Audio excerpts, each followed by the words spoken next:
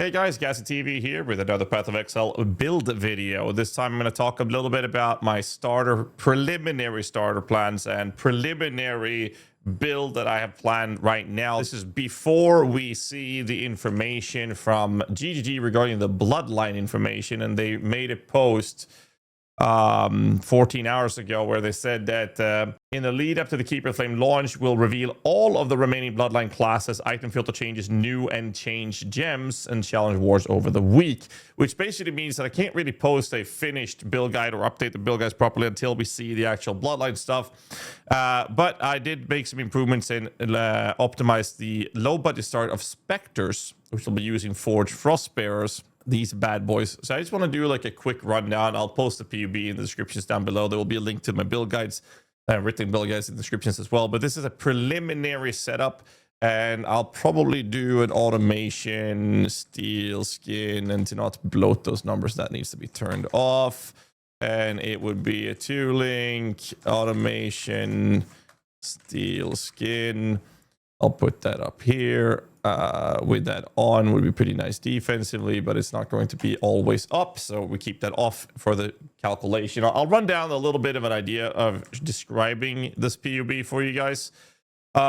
Essentially, we'll be leveling with Absolution by the looks of it. I will point out the Bloodline might introduce the attractiveness of going Guardian, also Warcry Chieftain as well as Champion.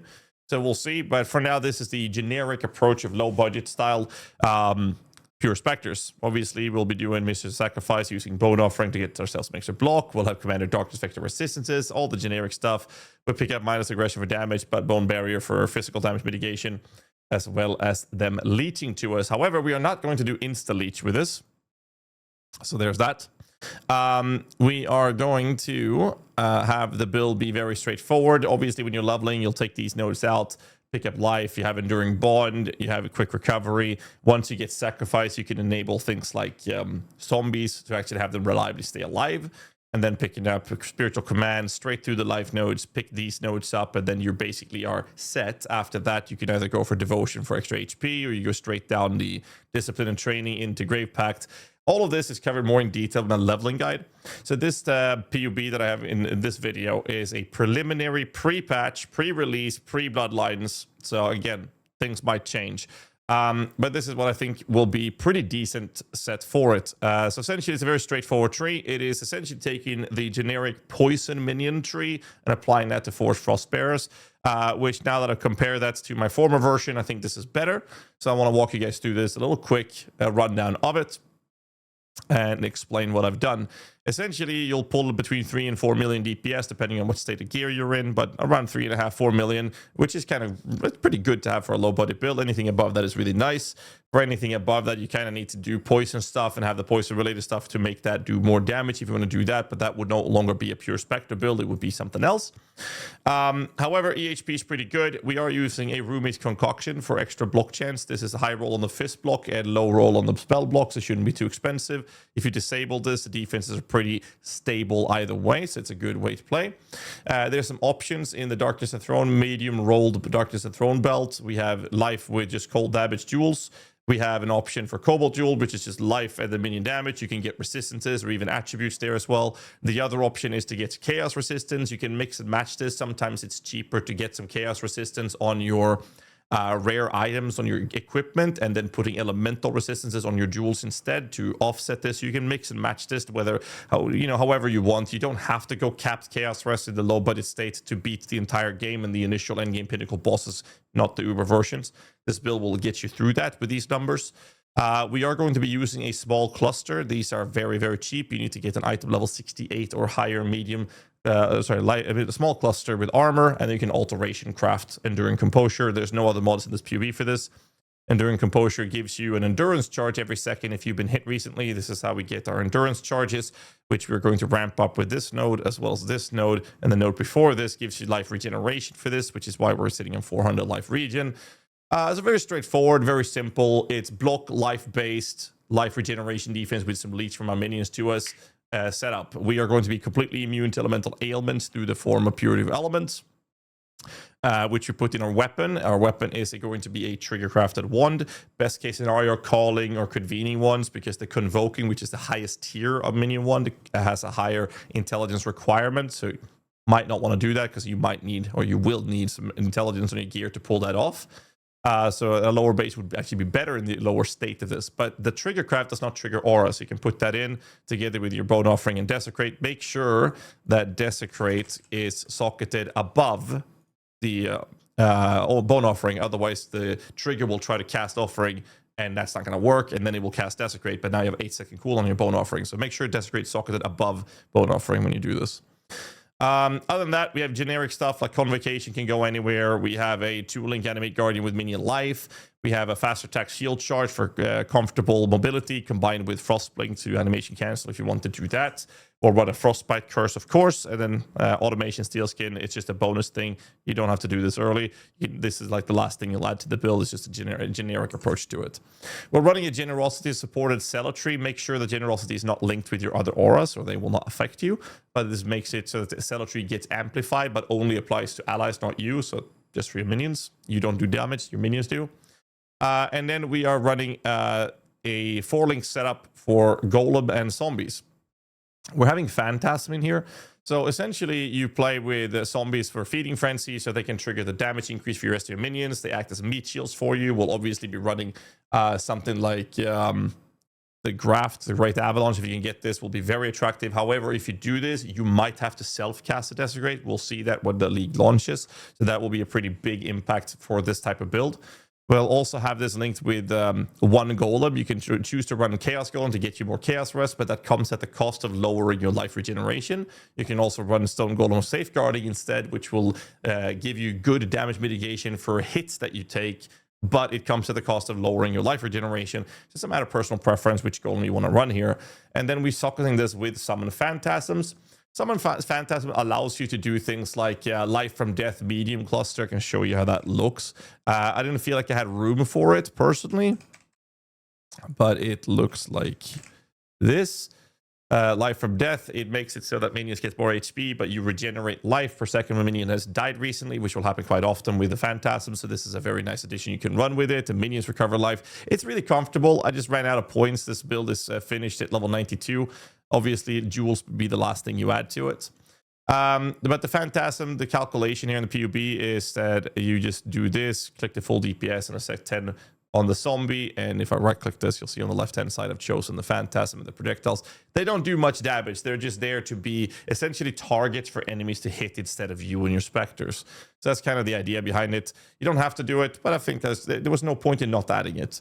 So that's the point of this setup, and the Feeding Frenzy is there to scale the damage of your specters. Now, Specter builds do have the downside of not using utility specters like guardian turtles and stuff like that, which are very, very valuable. You could do it if you take away one of these specters. You'd have to drop 5 projectiles from it, like this, and your damage goes down. You could do that and then run a guardian turtle instead, which would then allow you to have significantly better defenses, but your damage will suffer. So the reason the number count here is so high is because of how Forged Frostbearers actually work. And the way they work is that they shoot 1 projectile, which is called a mortar projectile, which explodes on the ground.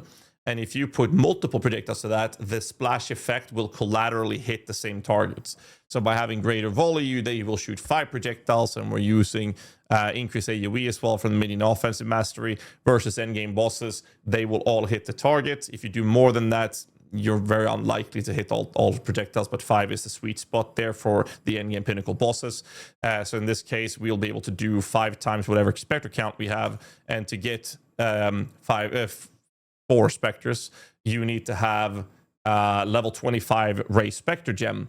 So a level 20 Ray Specter Gem can be corrupted to 21, and then you get plus 5 levels from your gear. However, we are currently using Bones of Valor, which are actually really bad pair of boots. They're super cheap. They're really good in PoE 2, but not in PoE 1.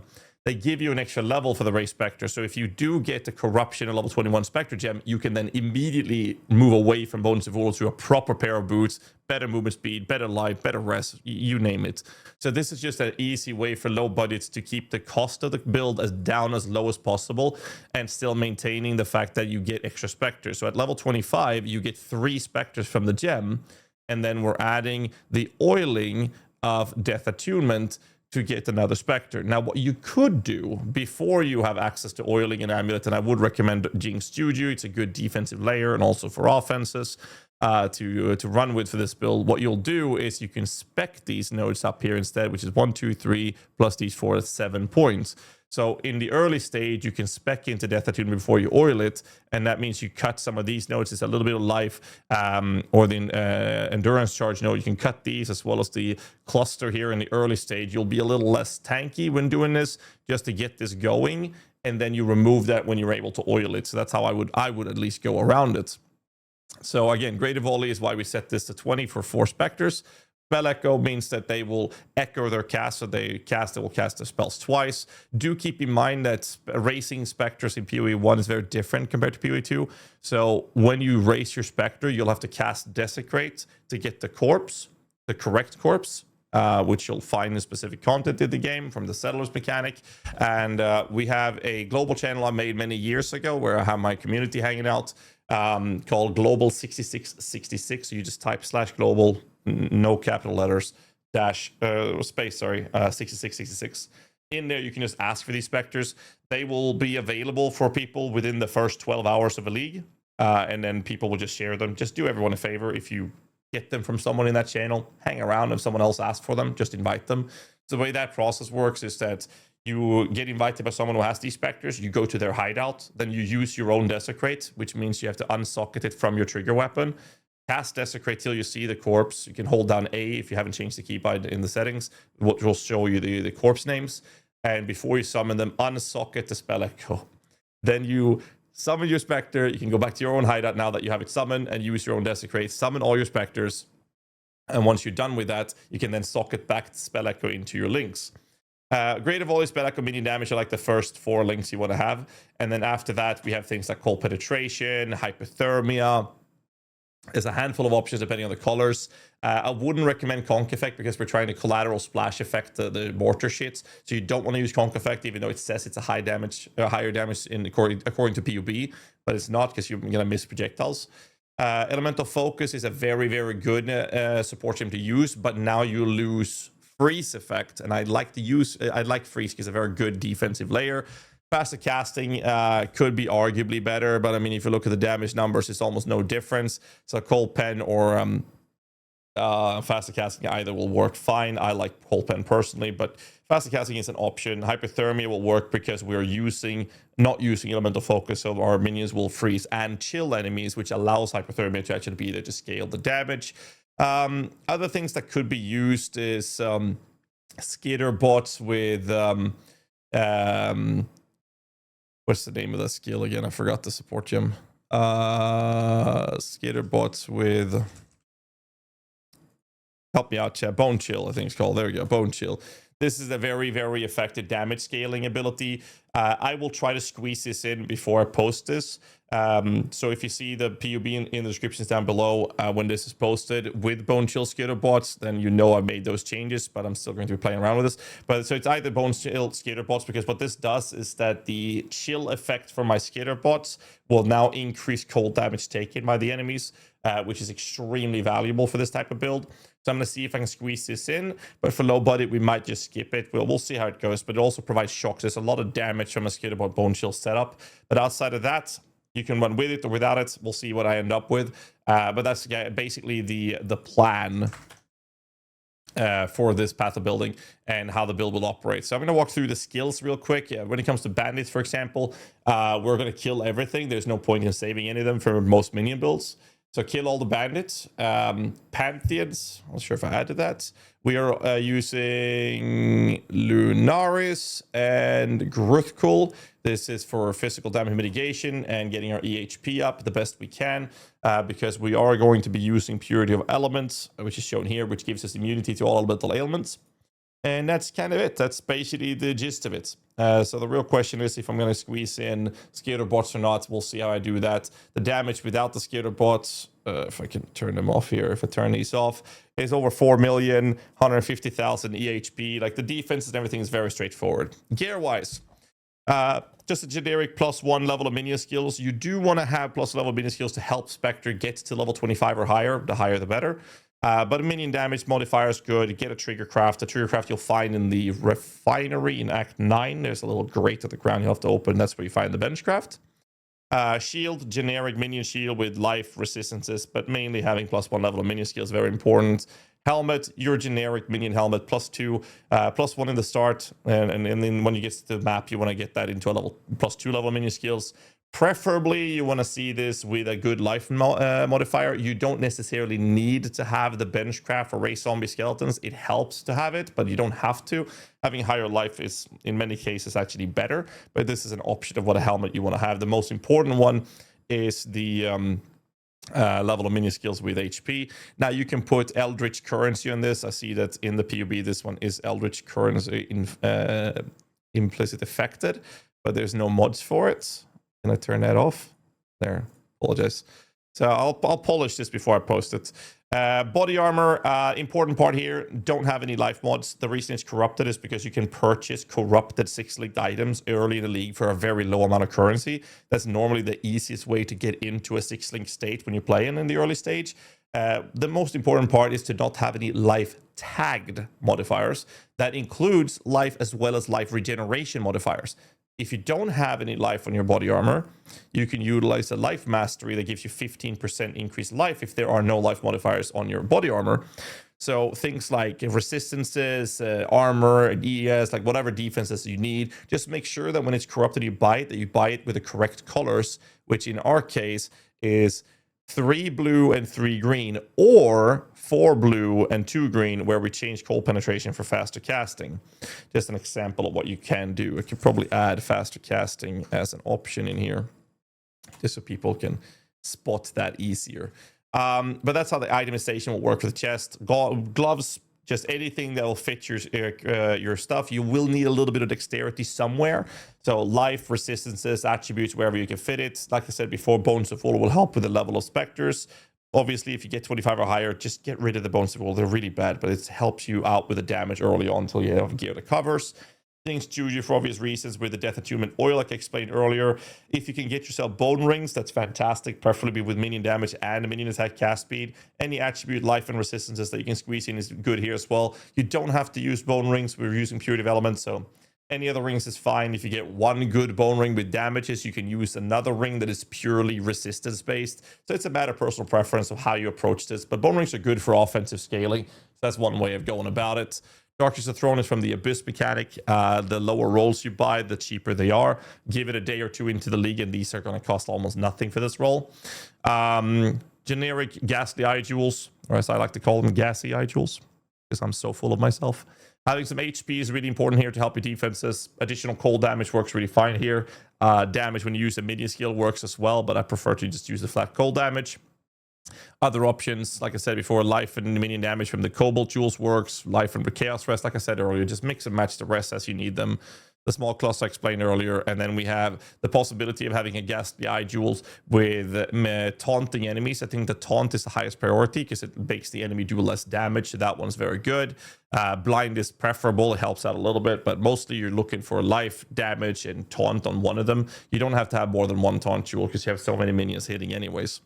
And flask wise, I like to use one instant heal flask. Sometimes I like to have one instant heal flask and one regenerate flask. Make sure that that instant flask has the spell of bleed effects on you.